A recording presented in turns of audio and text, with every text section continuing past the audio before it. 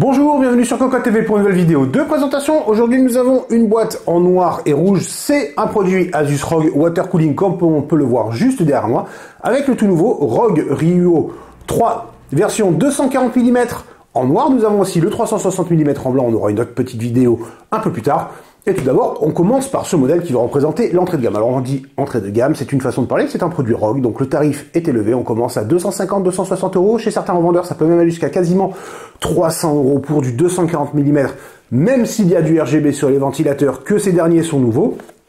C'est plutôt élevé. Alors la raison est simple, le design, c'est un produit ROG, le design est vraiment sympathique au niveau du top de la pompe qu'on va le voir juste après, mais surtout il y a un écran avec un système Animatrix, donc logiciel Armoury Crate qui est obligatoire afin d'en profiter. Tout de suite on découvre ça juste à côté. Le ROG Ryuo 3 240 RGB, le voici partiellement assemblé. Nous avons un ventilateur qui en place, le deuxième ne l'est pas, ce qui va nous permettre de commencer justement directement par le ventilateur, format 120 mm, bien entendu, 25 mm d'épaisseur. La vitesse de rotation va monter jusqu'à 2200 tours par minute, ce qui est plutôt élevé, pour un débit d'air de 70,07 CFM et une pression statique plutôt élevée de 3,88 mm d'eau.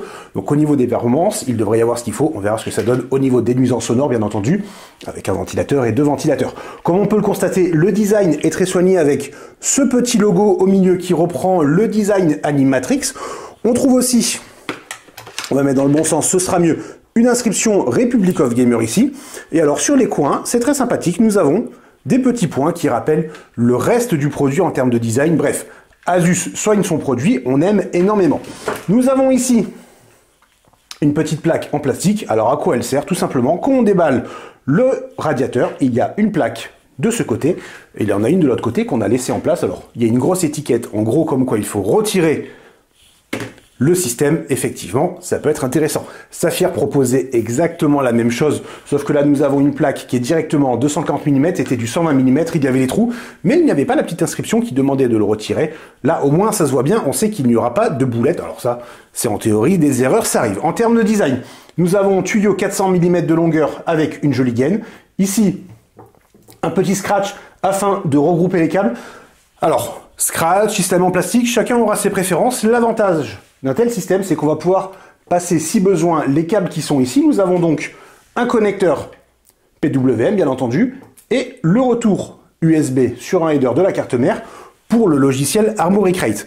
Au niveau du design, pas grand-chose à dire qu'on regarde comme ça. On peut tourner un tout petit peu le radiateur. On trouve le logo ROG, sur le côté. C'est propre. Ça rend bien, ça ajoute une petite touche haut de gamme, même si en termes de style, c'est plutôt simple. Alors, on le constate, radiateur, nouveau style, et on va le voir au niveau de la base, nouveau style aussi, on passe sur la 8e génération AZTEC.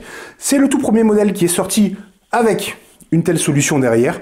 On verra ce que ça donne au niveau des performances, plus de débit pour la pompe, bien entendu, moins de bruit, etc., etc. Alors, la pompe, justement, c'est particulièrement intéressant. On va tourner. Si on a l'habitude des systèmes AZTEC, on a d'habitude une pompe qui est circulaire. Celle-ci, elle est carrée avec de la pâte thermique qui est pré-appliquée et surtout, le kit de fixation ici est déjà en place. Qu'est-ce que ça signifie? Est-ce que c'est compatible seulement Intel? Non, bien entendu, c'est compatible aussi AM4 et AM5 par exemple. Comment? On va utiliser ce système de fixation. Tout simplement, on va conserver le système derrière la plaque du système de fixation d'origine AMD. On va remplacer les deux systèmes de rétention qu'il y a en plastique avec les petits crochets sur le côté pour avoir une fixation carrée comme chez Intel. C'est original. On verra si ça demande un peu plus de travail ou non. Bon, alors, ça peut quand même se démonter, hein. Il y a des vis, on peut tout démonter, mais on ne s'y attaquera pas, bien entendu. Le reste du design pour l'ensemble Waterblock et pompe.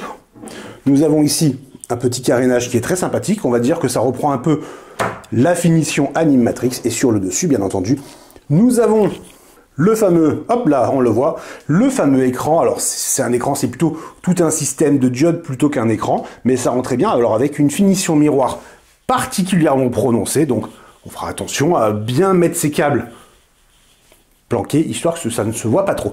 Bref, en termes de finition, c'est très sympa. En termes de performance, ça devrait envoyer du lourd avec la nouvelle génération Azetec et ses ventilateurs qui tournent particulièrement vite. Reste la question du tarif là-dessus. Chacun aura son avis sur la question. C'est du haut de gamme. Le système Manimatrix est très sympa, même si on peut déjà le dire, selon ce qu'on va écrire, par exemple, si jamais on décide de mettre du texte personnalisé, ça peut manquer un peu de détails. On l'a vu lors de la vidéo d'introduction. Bref, là-dessus, tout le monde se fera un avis. C'est tout pour cette petite vidéo. Je vous souhaite à tous une très bonne journée.